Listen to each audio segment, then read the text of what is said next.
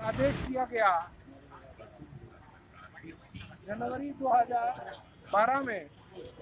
एक आदेश दिया था कि जिस तरह से ईवीएम मशीन में कोई व्यक्ति अगर वोट डालता है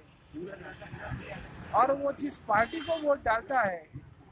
उस पार्टी का प्रमाणीकरण, मेरा वोट सही जगह गया या नहीं गया,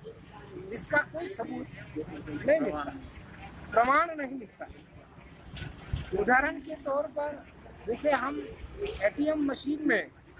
अपन जैसे पैसे निकालने के लिए हम बटन दबाते हैं तो हमारे को एक स्लिप छोटी सी मिलती है जिसमें यह होता है कि आपके इतने पैसे थे, उसमें से आपने 500 रुपये निकाले हैं और 1000 रुपये आपके खाते में बैलेंस है। हम भी यही चाहते हैं कि आदमी, कोई भी व्यक्ति किस पार्टी को वोट दे, चाहे वो पंजे को वोट देवे, चाहे वो फूल को देवे, चाहे वो हाथी को देवे, भारत मुक्ति मोर्चा चाहता है कि उस व्यक्ति को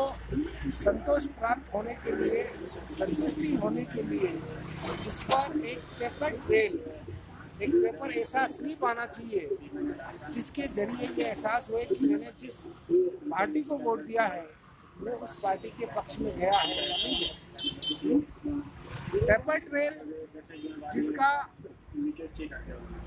सुप्रीम कोर्ट ने भी इस चीज को स्वीकार किया है और आदेश भी दिया है कि चुनाव आयोग इस तरह की व्यवस्था, ईवीएम से अगर चुनाव कराना चाहते हैं तो पेपर ट्रेल जारी होना चाहिए। इसके लिए कई तरह का करोड़ों रुपए का खर्चा था। चुनाव आयोग ने कहा कि लगभग 300 करोड़ रुपए इसमें खर्च होंगे। तो भारत सरकार को पूछा गया कि 300 करोड़ रुपए सरकार नहीं देना चाहती है। इस मुद्दे को लेकर के भारत मुक्ति मोर्चा के राष्ट्रीय अध्यक्ष वामन मेश्राम जी ने सुप्रीम कोर्ट में अभी हाल ही एक दलील देते हुए कहा है कि अगर सरकार पैसा